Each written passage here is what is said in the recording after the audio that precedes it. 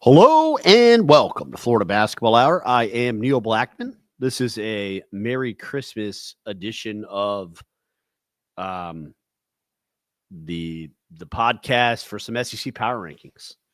I realized I hadn't done a power rankings really since the season began, and thought, better late than never, if you will. The guys at Southeast 16, um, they do an awesome job with these. Max Barr, Blake Lovell.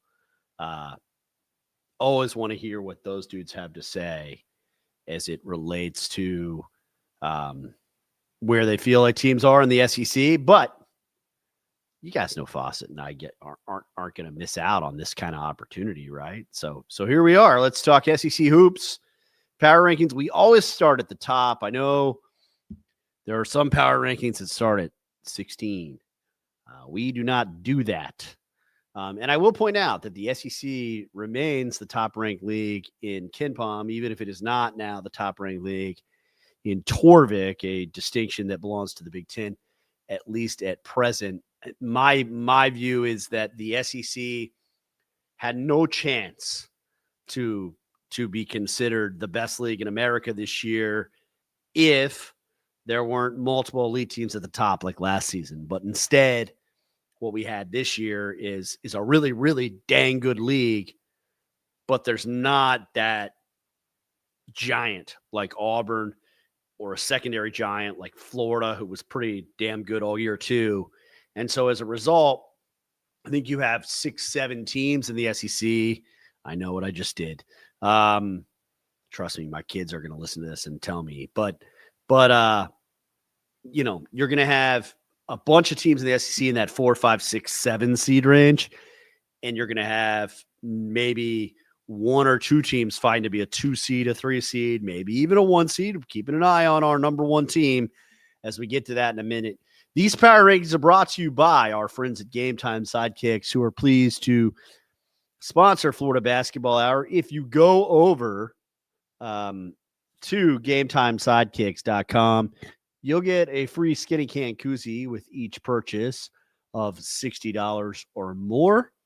You just have to add the skinny can to your cart for the discount to apply, but that's a pretty good deal. They've got pretty much a collection. Almost everybody in the SEC, I think, is covered in the Game Time Sidekicks repertoire.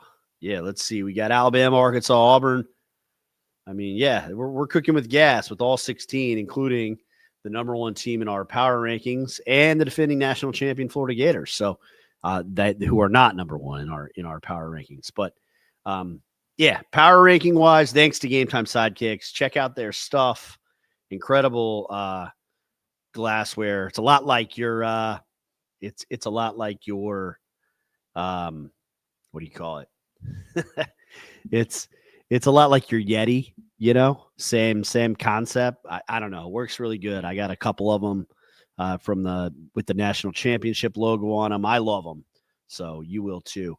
Number 1 team in my power rankings this year, at least as we head down to the end of non-conference play, is Vanderbilt. I do not think there is an argument for anyone but Vanderbilt. I think if you do an SEC power rankings right now, and your concern is what has happened on the court, the only number 1 can be Vanderbilt and Mark Byington's team. They are top 15 in both offensive and defensive efficiency. They just dismantled a decent Wake Forest team at Reynolds, which is a tough place. At Joel Coliseum, which is a tough place to win, period. They have the best guards in the conference.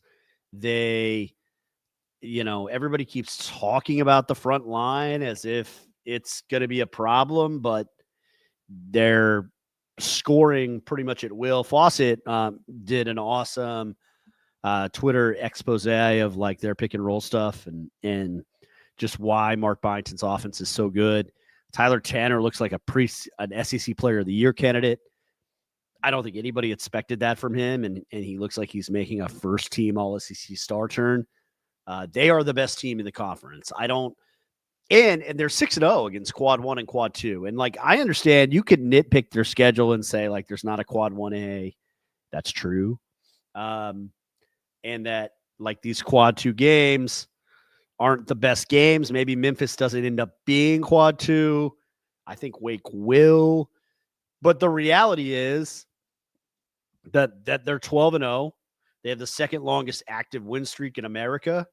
And we were told they weren't going to be able to rebound, and they're 43rd in defensive rebounding percentage. So an elite basketball team right now, I think, look like a 2 or 3 seed. And for them, I think, just kind of a clear-cut number 1 right now. I don't think you can make a colorable argument that someone else is better. The debate starts at 2. We at Florida Basketball Hour kind of have gone back and forth on it. And I think you could make a reasonable argument for Alabama at 2. I think you could make a reasonable argument for Arkansas at 2. I think you could make an argument for Tennessee at 2. I think you could make an argument for Florida at 2. We ended up just kind of defaulting to Alabama based on who you beat, right? So Alabama has a win over St. John's. They have a win over Illinois. They have a win over Clemson. That's 3 quality wins. I understand the argument that Arkansas might even have better wins, but the Tide have played one of the nation's toughest schedules. They're 4-3 against quad 1 and quad 2. Are there warts on this team? Absolutely. I think that I told you guys at the beginning of the year I did not trust this front court, and I also didn't think they'd shoot the ball as well as a normal Alabama team. Both those things have proven correct. LeBaron Philon is on fire from 3 right now. Is shooting 42%. He looks like a first-team All-American or a second-team All-American. That's the good news, is that him and Holloway, 42%, 43%, are magnificent. The bad news is, they're still trying to find a third guy that's money out there. Houston Millette's been decent at 34%. You put him on Florida, and they're thrilled. But Taylor Boboan has not hit shots lately. Amari Allen has not hit shots consistently enough. Aiden Sherrill, not consistent enough. Latrell Wrightsell in a huge slump. Maybe they'll shoot the ball better and become kind of prolific offensively. I think that's their best sort of long-term hope.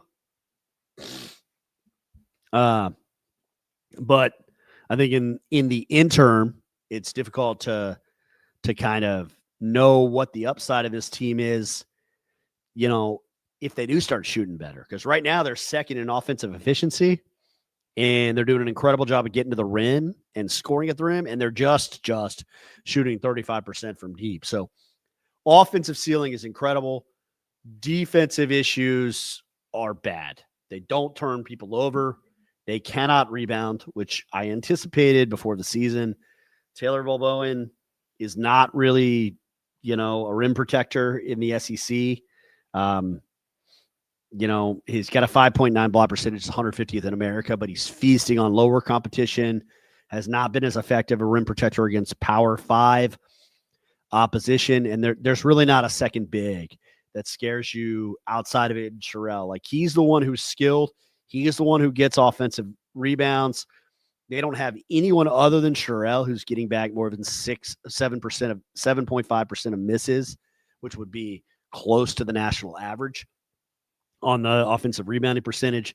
Noah Williamson, the Patriot League Player of the Year, has not been a factor. He's just really not carved out any sort of role.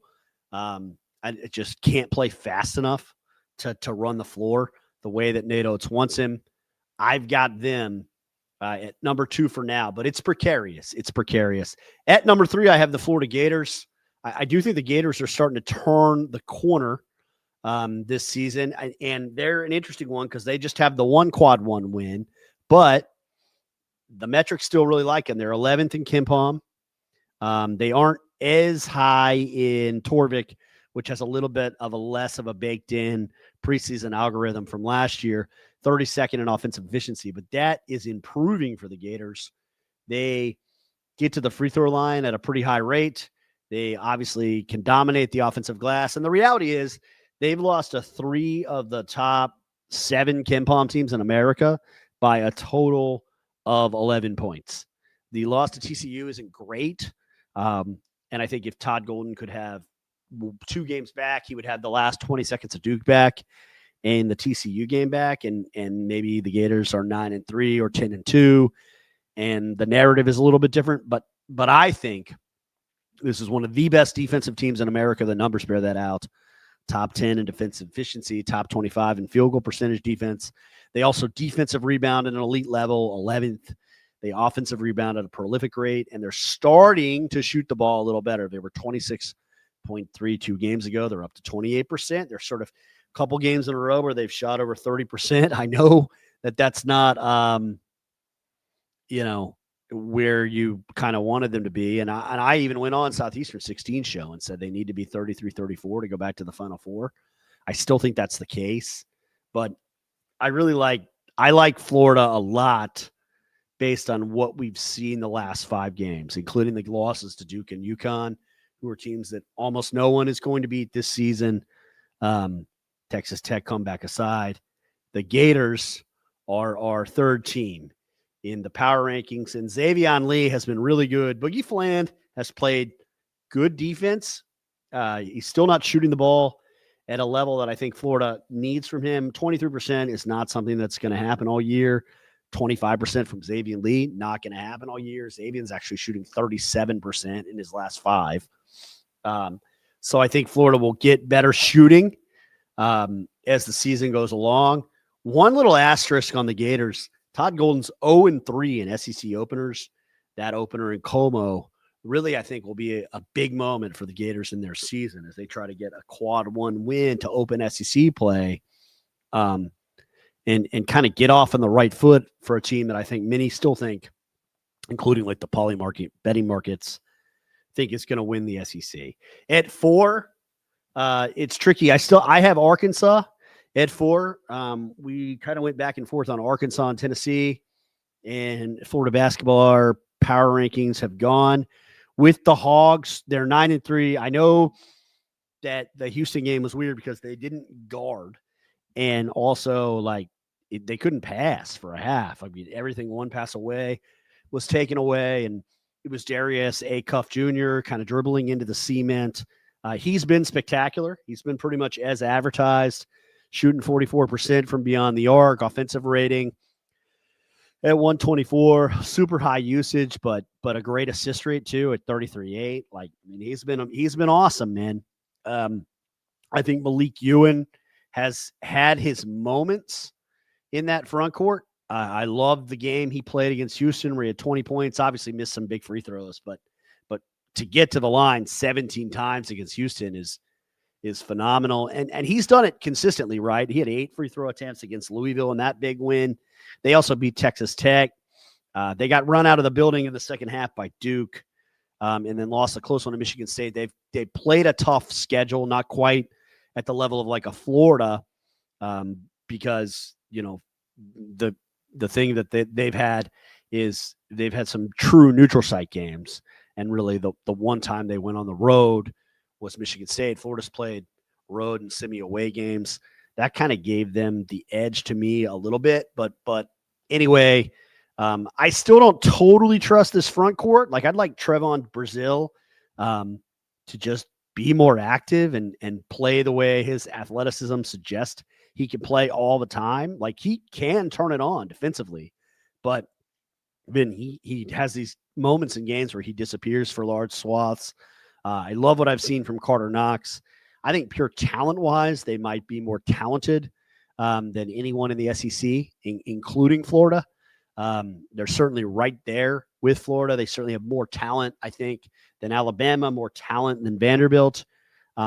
Almost a virtual tie with Florida at 3rd, but I have Arkansas at 4th, and then I have Tennessee rounding out the top 5 at 5th. The 3-game stretch, Kansas, Syracuse, Illinois, those losses are all concerning because while I think Illinois is good, I got them in kind of that tier below the best teams in the country. Kansas, same thing. You lose to Kansas 81-76 when they don't have Darren Peterson. That was kind of interesting to me. But, I do think that they went out and got elite Jacoby Gillespie, 23 points, 5 assists, 3 rebounds. And then Nate Ament kind of filling up the stat sheet, 13, 7. A couple of trips to the free throw line. Like, you get a 3 assists. You get that Nate Ament who's happy being a complimentary player. And I think that bodes well for the Vols as they continue to move into league play. But yet after the big win over Houston, which was really the first time they were tested, they dropped 3 games. But they have 2 really nice wins. Houston, one of the best wins in the country, period, end of story. It's going to be a quad 1A all year. Louisville, one of the ACC preseason favorites. When you get marquee home games in the non-conference, you need to win them. And the Vols did that, and they are 5th in our power rankings. At 6, we, a little less debate. And, I shouldn't say a little less debate. I'm sure Georgia fans will be up in arms about this, but I actually have Kentucky. And because they just look different with Jaden Quaintance, man. Like, they were defending at a good level anyway. And I think that was lost in this inability to score narrative, was the reality that other than Louisville, like, they've been pretty good defensively all year, like the North Carolina game, the Tar Heels couldn't score. I guess the Gonzaga game was also an outlier, but Indiana couldn't score, suffocated them. St. John's suffocated them. So a team with a couple of quad 1 wins, right? And certainly, I guess they have 1 quad 1 win and 1 quad 2 win right now. But I think with Jaden Quaintance in the mix, you now kind of have to think that at this point, Kentucky is better than some people think, and I'm not giving up on a team that has Denzel Aberdeen, a consummate winner at guard, that has Otega Owe, preseason SEC Player of the Year on the wing, and that has a difference maker as a rim protector in Otega Owe. Also want to give a shout out to our 7th team, the University of Georgia, kind of defying expectations. Have they played Cupcake City? Sure. But Mike White getting back to those Louisiana Tech roots where playing fast was in his DNA, as Mike used to say. And Florida fans kind of shaking their heads. Like, we get it. Mike had teams in Florida that were in the 300s in tempo. Getting back to the Louisiana Tech roots where they were top 50 in tempo all the time. They're 5th in tempo. They have scored 100 points on 5 occasions. That leads the country.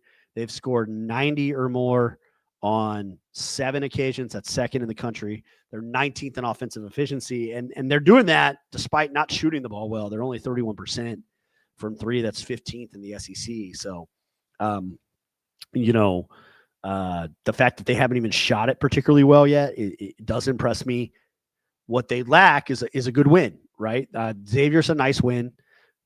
Cincinnati is a nice win, but Georgia is going to enter league play 0-1 versus quadrant 1 and quadrant 2.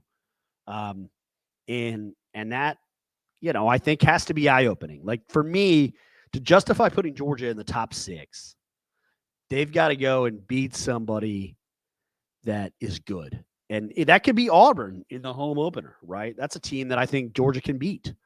But they have to go and do it. So I like Mike White's team. I thought they were going to be a bubble-ish NCAA tournament type team if they guarded the way that they did last year. They've come close to that. I did not anticipate. Mike White said he had a really good passing team at SEC Media Days, and they have been exactly that. I think that's what makes them so hard to guard, is that they move the ball beautifully. They're 50% assist on field goals made. That's pretty high for a Mike White team. And they aren't turning the ball over, right? They're 19th in non-steal turnover percentage offensively, which means they've really limited the turnover bug that killed them the last 2 years, and a lot of times in big games. So taking care of the ball, guarding pretty well. rebounding really well on the offensive end, 26th in the country and getting their misses back. I don't know if they will ever shoot the ball better. Mike White was a little worried about that in the preseason, but it's a team that can absolutely go to the NCAA tournament. And I think we all have the NCAA tournament on our minds, especially as league play approaches. And so we want to give you a chance to win with our sponsor, MyBookie, mybookie.ag. If you go directly to either our Spotify, Apple Podcasts, wherever you listen to us, we will have a special MyBookie sign up for Florida Basketball Hour listeners. And if you use the code NEIL500, NEIL 500, you'll get a welcome bonus at MyBookie. The bonus is called the Bet Back Bonus, and it works like this. Once you claim the bonus, opt in on your bet slip, and that opting in is a form of insurance where if you don't win on your first bet, you'll get your money back, up to $500, subject to a one-time rollover. If you listen to Florida Basketball Hour enough, you know that you're going to get tips and hints to help your bet succeed. So thank you to our friends at mybookie.ag. And as we move on with our SEC power rankings, we go to that 8th spot. And our 8th team in the power rankings right now is going to be Auburn. There's a lot to like about this team on the offensive end, right? They have a really nice win at home over NC State. That's probably going to stay quad one. They have a win over St. John's that should almost certainly be quad one, and neutral. That'll never get out of quad one, actually. Oregon is going to be right there. They've challenged themselves. Now, they've gotten blown out some too. So, I think the question with Auburn is like, how much do you weigh the games where they've gotten smoked versus when they've looked good? When you're 2-4 against quadrants 1 and 2, how do you evaluate that? In the Oregon game right now, a quad 3 game coming on a neutral floor because Oregon's disappointed a little bit. I still think that Oregon game gets back to a quad 2. Dana Altman's teams always figure it out. And by the way, Oregon's played a brutal schedule.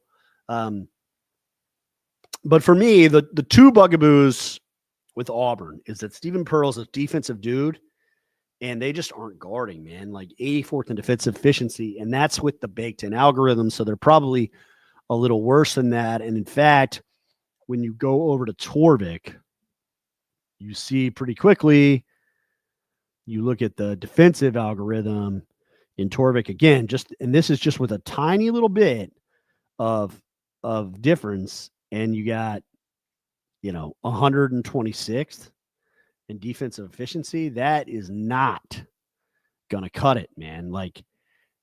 They're gonna have to guard better, and I know there's no shame in giving up 97 to Arizona, who's awesome. There's no shame in giving up 88 to Purdue, but they've had these nip and tuck tight games with teams like Chattanooga and Bethune-Cookman. And really the result of that is that they can't stop anybody. Now, the flip side is that in Keyshawn Hall and Taha Pettiford, they have 2 bona fide SEC Player of the Year candidates. And I don't know how many other teams in the league have that, right? Maybe Florida, maybe Tommy Houck and what do you think, Alex Condon? He sure has been good lately, but I mean, I think Keyshawn Hall and Taha Pettiford probably even more so. And so, I think the ceiling for Auburn is there. It's there. It's a matter of what happens with the rest of that league. As they get into league play, can they guard the rest of the league is what I'm trying to point out. I don't know. I think, Stephen Pearl doesn't know because they haven't consistently defended anyone. All right. 9th, and doing this without Fawcett on my own is tricky because, you have to stop talking every now and then. All right. 9th in our power rankings. We spend a little less time on every team as we go through here. LSU is our 9. They're 10-1.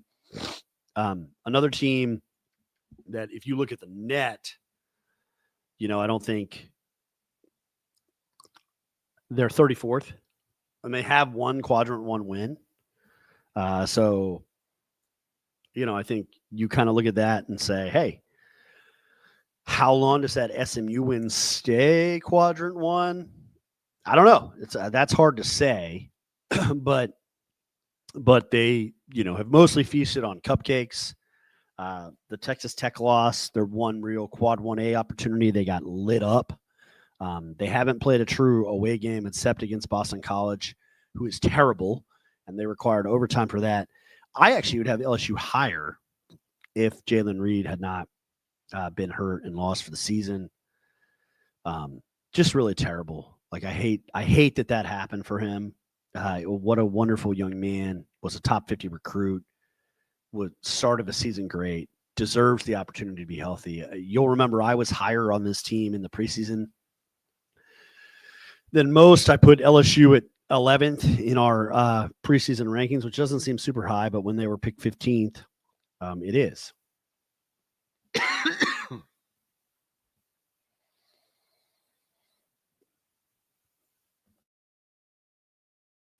Sorry about that.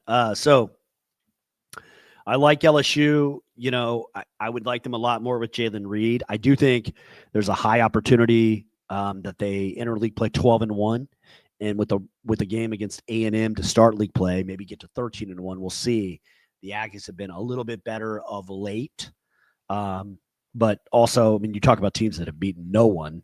Buckyball. Whenever they played a team with a pulse, they've gotten lit up. So we'll see what happens. LSU certainly has a pulse. They just don't have their best player right now, which is unfortunate. Still have them 9th because the power rankings are based on what you've done now and how you're continuing to play. It's a little bit of everything. And so I think 9th is fair for them. At 10th, I've got Mizzou. Big one tonight against Illinois. Obviously, if they can get that game on the neutral floor in St. Louis, then maybe they go higher. They're very, very good offensively, is what I'll say about Missouri. You talk about teams that aren't guarding great, and they're one. And I think Mark Mitchell can play better than he's played, especially shooting. He's only shooting 20% from three. He's a better career three-point shooter than that, but he's drawing fouls at a pretty prolific rate, 7 a game, getting to the free throw line at a prolific rate, top 50 in the country. Ant Robinson continues to just be one of the best defenders in America. And, Jaden Stone is banging in shots from beyond the arc off the bench. Luke Northweather is banging in shots coming in off the bench. They're 7th in effective field goal percentage, shooting 37% from the team from beyond the arc, getting a ton of their misses, almost 40% of their misses. This is a really dang good offensive basketball team. On the flip side, they haven't guarded well at all. We saw that in the Kansas game when they gave up 1.2 per possession to the Jayhawks without Darren Peterson, another SEC team that couldn't beat them with Darren Peterson sitting. And they again, like Notre Dame, 1.15 points per possession loss. That's their one trip on the road. Other than that game, Dennis Gates scheduled against Howard to open the year. The Illinois game is going to show me a lot, but I'm buying kind of the potential of Missouri, and I've got them at 10 for the time being. At 11, we have the Longhorns, another team that has challenged themselves. Credit to Sean Miller. They're kind of a mix of like his Xavier teams, like they were happy to get up and down. His old Arizona teams were more plodding and methodical. They're right in the middle from a tempo standpoint. They're better than I thought they'd be offensively. Top 100 effective field goal percentage, top 60 in taking care of the ball, top 30 in getting back their misses. I knew they'd rebound. I'm impressed that they're with their makes. They don't shoot the ball well. They're 14th in the SEC in three-point percentage. We kind of knew that would probably be a problem, even with Jordan Pope and Tremont Mark. Simeon Wilcher is a guy they've got to run more stuff for. 38 threes. He should have 50 at this point. I think if you talk to Sean Miller, he would agree with that. But they played tight game. Like UConn, 71-63. They were in that game throughout. Duke, 75-60. They were in that game for a half. Arizona State, they lose by 1 on a neutral out in Maui. Back and forth, could have gone either way. They have a great win over NC State. That's going to age like a fine wine as NC State continues to improve under Will Wade in year 1. But at 8-4, I've got them at 11th, largely because I still don't trust the shot making against good teams, and I think you've got to make shots, or have a dominant front court to win big time games against elite teams. They've made shots in the NC State game and they won, but every other big test they've kind of faded in the second half, and to me that fade warrants an 11th spot just behind Mizzou. I have A&M at 12th. This is almost more feel than anything else. They did rout Florida State, which was surprising to me on the neutral floor down in Tampa. Really kind of almost semi away for them. They won their SEC Challenge game against Pitt. Not a great Pitt team, but got it done anyway. Had an up and down rock fight, in Dallas with SMU. Again, kind of a semi-away format, but losing overtime to SMU. That would have been their only quad 1 win. That lopsided loss to Oklahoma State will not age well. But they've been fun. They're 22nd in tempo, shooting at 38.4% from deep. So in that respect, Bucky McMillan got exactly what he hoped for out of his roster. Their front court is going to be debilitating. I think when they get to league play, if there's a team in the SEC that has kind of deceptive rebounding numbers right now, it's A&M. They're not going to be 54th in offensive rebounding percentage this season. They're not going to be 95th in defensive rebounding percentage. And in fact, like you look at, yes, they out-rebounded SMU 42-37, and that was impressive. But, like, you look at that loss to Oklahoma State where they got out-rebounded, they gave up 13 offensive boards.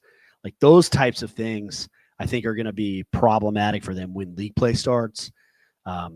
We'll find out. Perhaps I'm too low on them based on a lack of big-time results. I don't know.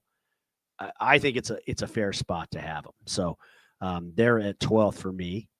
At 13th, we have Oklahoma, another team that has disappointed. They got a rout of Wake Forest, another team that won big at Joel Coliseum. They did beat Marquette, who ended up being terrible. They're a team that scheduled okay, and it turned out like that just the teams that Porter Moser was hoping would turn into quad 2 and quad 1 opportunities have turned out to be bad. But that Oklahoma State win, I think, will age pretty well. Chance to stay quad 1, semi away in Oklahoma City, get that win last Saturday was a big deal.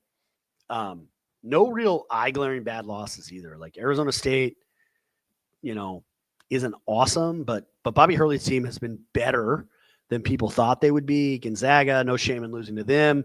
Nebraska, obviously 12-0 to start the year, despite that sloppy first half against North Dakota yesterday.